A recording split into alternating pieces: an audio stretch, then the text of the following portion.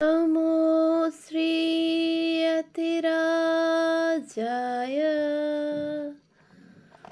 विवेकानन्दसूरये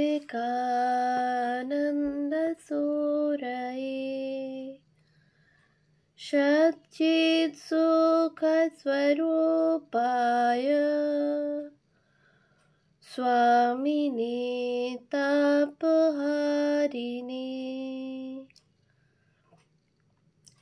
পাশ্চাত্যে বিবেকানন্দ নতুন তথ্যাবলী দিব্য প্রেরণার ব্রত সাধনে। পূজনীয়া মেরি লুইস বার্ক মহাশয়ার রচনা। ভাষান্তর শ্রী নলিনীরঞ্জন চট্টোপাধ্যায় মহাশয়। পৃষ্ঠা সংখ্যা 81। ধর্ম মহাসম্মেলন। আচার আচরণে তিনি সাদা সিধা, সেই সঙ্গে তার বৃত্তির সঙ্গে সঙ্গতি রক্ষা করতে মেয়েদের প্রশ্নের উত্তর দেবার সময় একটু চাপা। তার সম্প্রদায়ের নিয়মকানুন সম্পর্কে প্রশ্ন করা হলে তিনি বলেন, আমার ইচ্ছা মতো আমি চলতে পারি, আমি স্বাধীন। কখনো আমি হিমালয়ে বাস করি, কখনো বা শহরের রাস্তায়। আমার পরবর্তী আহার কোথায় জুটবে সেটাও আমার জানা নেই। আমার কোনো অর্থ নেই। এখানে এসেছি 5 জনের চাঁদার পয়সায়। তার যে দু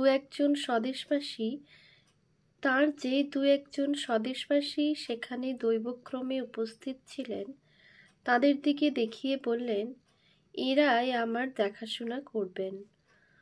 শিকাগোতে তার আহারের জন্য অর্থ ব্যবস্থা যে অন্যেরাই করেছেন, কথাগুলিতে তারই ইঙ্গিত ছিল। তিনি যে পোশাক পরে আছেন সেটা সন্ন্যাসীদের স্বাভাবিক পোশাক কিনা এই প্রশ্ন করা হলে তিনি বলেন, এটা বেশ ভালো পোশাক। দেশে থাকতে আমি ছেঁড়া কাপড়ে খালি পায়ে থাকতাম। জাতিভেদ বিশ্বাস করি কি না? জাতিভেদ একটা সামাজিক প্রথা, এর সঙ্গে ধর্মের কোনো সম্পর্ক নেই। আমার সঙ্গে সকলেই মেলামেশা করতে পারেন। শ্রী বিবেকানন্দের আচরণ ও চেহারা দেখে সহজেই বোঝা যায় তিনি উচ্চ বর্ণজাত। বছরের পর বছর স্বেচ্ছা দারিদ্র্য ও আশ্রয়হীন পর্যটনে তাহার জন্মগত ভদ্রলোকের ছাপ মুছে যায়নি। এমনকি তার পারিবারিক নামও অজ্ঞাত। তিনি বিবেকানন্দ নাম গ্রহণ করেছেন ধর্মীয় জীবন পরিগ্রহের সূত্রে, আর স্বামী শব্দটা নিতান্তই সম্মানবাচক। তার বয়স 30-এর বেশি হবে না। দেখে মনে হয় ধর্মীয় জীবন ও তাতে সিদ্ধিলাভের জন্যে এবং বাস্তব জীবনের অন্তরালবর্তী কোনো কিছুর ধ্যান ধারণার জন্যে যেন তিনি জন্মেছেন। সন্ন্যাসী হওয়ার দরুন তাকে কি ত্যাগ স্বীকার করতে হয়েছে এই সম্পর্কে একটি মন্তব্যের জবাবে তিনি অকস্মাৎ বলেন, বিয়ে করতে যাব কেন, যখন আমি প্রত্যেক নারীর মধ্যে বিশ্ব মাতাকেই দেখতে পাই? কেন এই আত্মত্যাগ করি? পার্থিব বন্ধন ও কামনা বাসনা থেকে মুক্তি পাবার জন্যে, যাতে আর পুনর্জন্ম না হয়। আমার মৃত্যুর সঙ্গে সঙ্গে আমি সেই পরম দৈব সত্তায় লীন হয়ে যেতে চাই। আমি বুদ্ধত্ব লাভ করতে চাই। এই কথার দ্বারা তিনি অবশ্য বোঝাতে চাননি যে তিনি বৌদ্ধ। কোনো বিশেষ উপাধি বা লেভেলে তাকে চিহ্নিত করা যায় না। তিনি উচ্চতর ব্রাহ্মণ্যবাদের ফলস্বরূপ। বিশাল রহস্যময় আত্মনির্বাণমুখী হিন্দু ধর্মেরই নিদর্শন একজন সন্ন্যাসী বা পবিত্র মানুষ।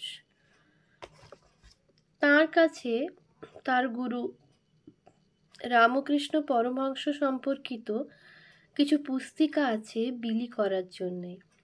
রামকৃষ্ণ পরমহংস একজন হিন্দু সাধক। তিনি তার শিষ্য ও শ্রোতাদের এতখানি প্রভাবিত করেছিলেন যে তাদের মধ্যে অনেকে তার মৃত্যুর পর সন্ন্যাস অবলম্বন করে। প্রতাপ মজুমদারও একে নিজের গুরুর মতোই দেখতেন, কিন্তু মজুমদার স্বয়ং খ্রিস্ট ধর্মাবলম্বী না হয়েও খ্রিস্ট অনুসারী পথেই জগতের কল্যাণ সাধনের জন্য কাজ করেছেন। বিশ্ব ধর্মসভায় বিবেকানন্দের বক্তৃতা ছিল স্বর্গের মতো উদার। সকল ধর্মের সার সমন্বয়ে একটি বিশ্ব ধর্মের পরম লক্ষ্যাভিমুখী। নির্বিশেষ সকল মানুষের জন্য দান অনুষ্ঠান, কোনো পুরস্কার লোভ বা শাস্তির ভয় নয়, ঈশ্বরকে ভালোবাসার জন্যই সৎকর্ম বৃত্তি। এই ছিল সেই বিশ্ব ধর্মের ভিত্তি। বিশ্ব ধর্ম সম্মেলনে তিনি বিশেষ সমাদর লাভ করেছিলেন তার অনুভূতির ঐশ্বর্যের জন্যে। সেই সঙ্গে যুক্ত হয়েছিল তার প্রিয় দর্শন চেহারা। শুধুমাত্র মঞ্চ অতিক্রম করলেই তিনি করতালিতে অভিনন্দিত হতেন এবং সে অভিনন্দন তিনি গ্রহণ করতেন শিশুসুলভ আন্তরিকতায়, যা তাতে আত্মম্ভরিতার লেশ মাত্র থাকত না। দারিদ্র্য ও অবজ্ঞাতির স্থলে আকস্মিক প্রাচুর্য ও পদমর্যাদা লাভ এই নম্র যুবক ব্রাহ্মণ সন্ন্যাসীর পক্ষে একটি নতুন অভিজ্ঞতা। হিমালয়ে থিওজফিস্টদের বর্ণনা মতো কোনো মানুষের সঙ্গে তার দেখা হয়েছিল কিনা জানতে চাইলে তিনি উত্তরে বলেন,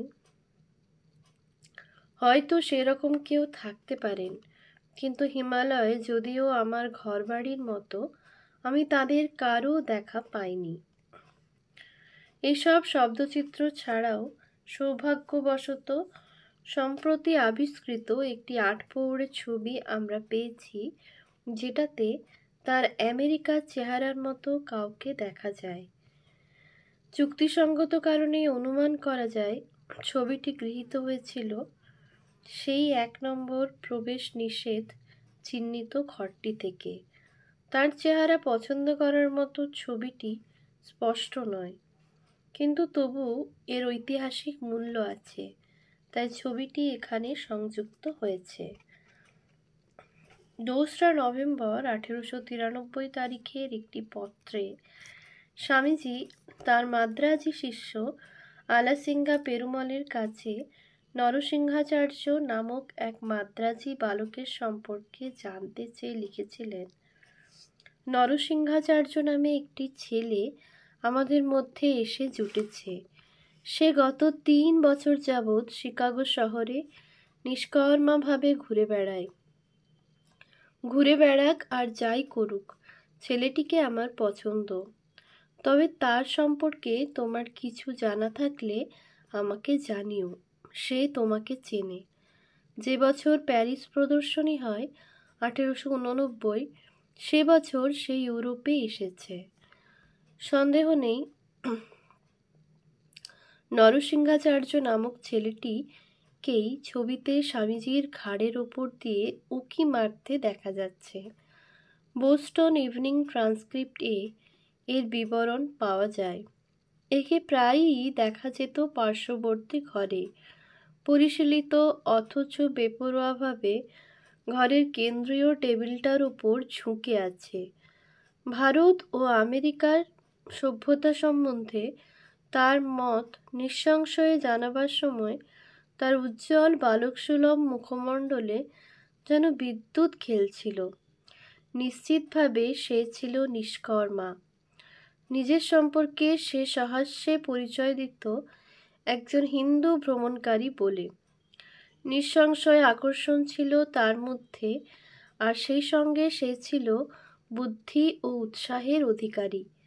আলাসিঙ্গা স্বামীজির সংবাদ প্রার্থনার উত্তরে জানিয়েছিলেন, নরসিংহাচার্য একটি বাউন্ডুলে ছেলে, তার জন্যে তার মাকে অনেক চোখের জল ফেলতে হয়েছে।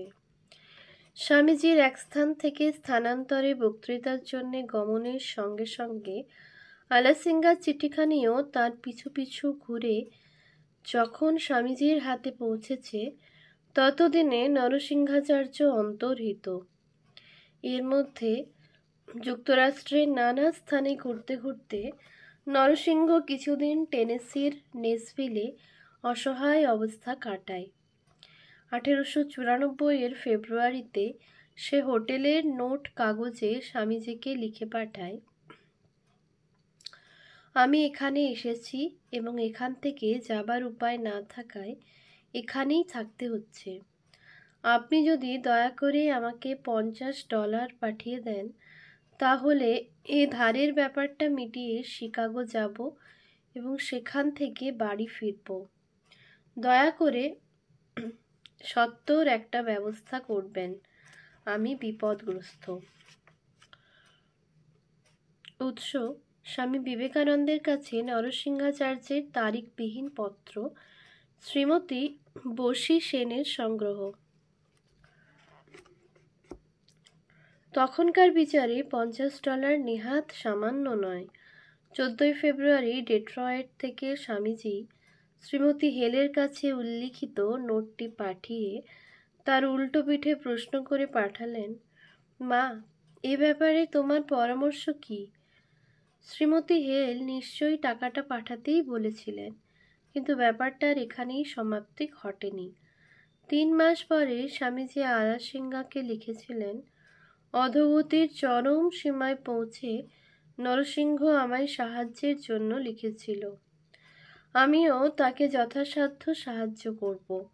এর মধ্যে তুমি তার আত্মীয় স্বজনকে বলবে তারা যেন শীঘ্রই তাকে দেশে ফিরে যাওয়ার জন্যে টাকা পাঠায়। সে দারুণ কষ্টে পড়েছে। সে যাতে উপবাস করে না কাটায় সেটা অবশ্যই আমি দেখব। এটি মূল পত্রের উদ্ধৃতি, রামকৃষ্ণ মিশন, বেলুড়, যথা রচনাবলী 5:34।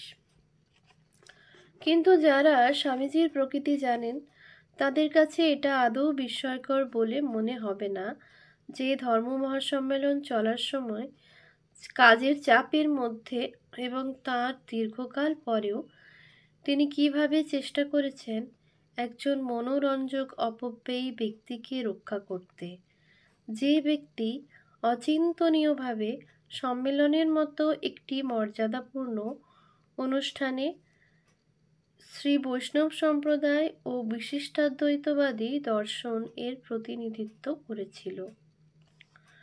স্বামীজির বিষয়ে আর একটি বিবরণ পাওয়া যায় ভগিনী দেবমাতার memories of India and Indians বই থেকে।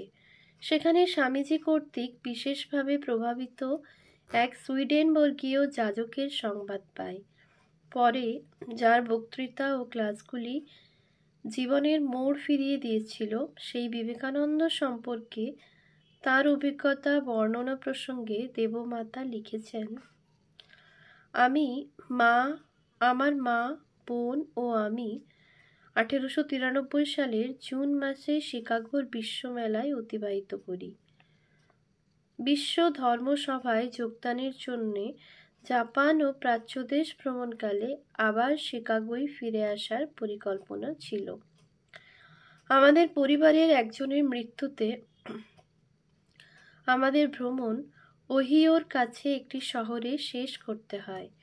সেখানে আমরা পৌঁছবার পর এক সুইডেনবর্গীয় যাজক নবাগতদের প্রতি সৌজন্য প্রদর্শনের উদ্দেশ্যে তার সঙ্গে আহারের জন্যে আমাদের আমন্ত্রণ জানান। আমরা সে আমন্ত্রণ রক্ষা করতে গিয়েছিলাম। যাজক স্বয়ং গৃহদ্বারে উপস্থিত হয়ে উৎফুল্ল মুখে ও সোৎসাহে আমাদের অভ্যর্থনা জানান। তিনি তখন সবেমাত্র ধর্ম মহাসম্মেলন থেকে ফিরেছেন। তার মুখে তখন সে ছাড়া আর কথা নেই। সম্মেলনের বিভিন্ন অধিবেশনগুলি বিশদভাবে বর্ণনা করে তিনি বিশেষভাবে গুরুত্ব আরোপ করেছিলেন বিভিন্ন প্রতিনিধির ওপর। তিনি বলেছিলেন, কিন্তু এদের মধ্যে একজন সকলকে ছাড়িয়ে উঠেছিলেন তার পাণ্ডিত্য, বাগ্মিতা এবং আকর্ষণীয় ব্যক্তিত্বের জোরে। তার সঙ্গে একমাত্র 2-3 জন রোমান ক্যাথলিক উচ্চপদস্থ যাজক ছাড়া আর কারও তুলনা চলে না। আর রোমান ক্যাথলিক সম্প্রদায় তাদের সর্বশ্রেষ্ঠ মানুষদেরই পাঠিয়েছিল। নাম বা জাতি উল্লেখ না করে সেই মহান প্রতিনিধির সম্পর্কে ধারণা গড়ে তুলে তিনি একটু থেমেছিলেন। আমি সকৌতূহলে প্রশ্ন করেছিলাম, তিনি কে? তিনি অত্যন্ত শান্ত কণ্ঠে বলেছিলেন, একজন হিন্দু, স্বামী বিবেকানন্দ।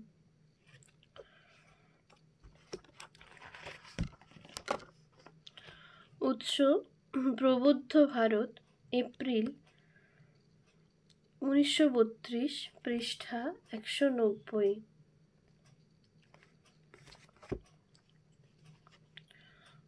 ওম শান্তি শান্তি শান্তি।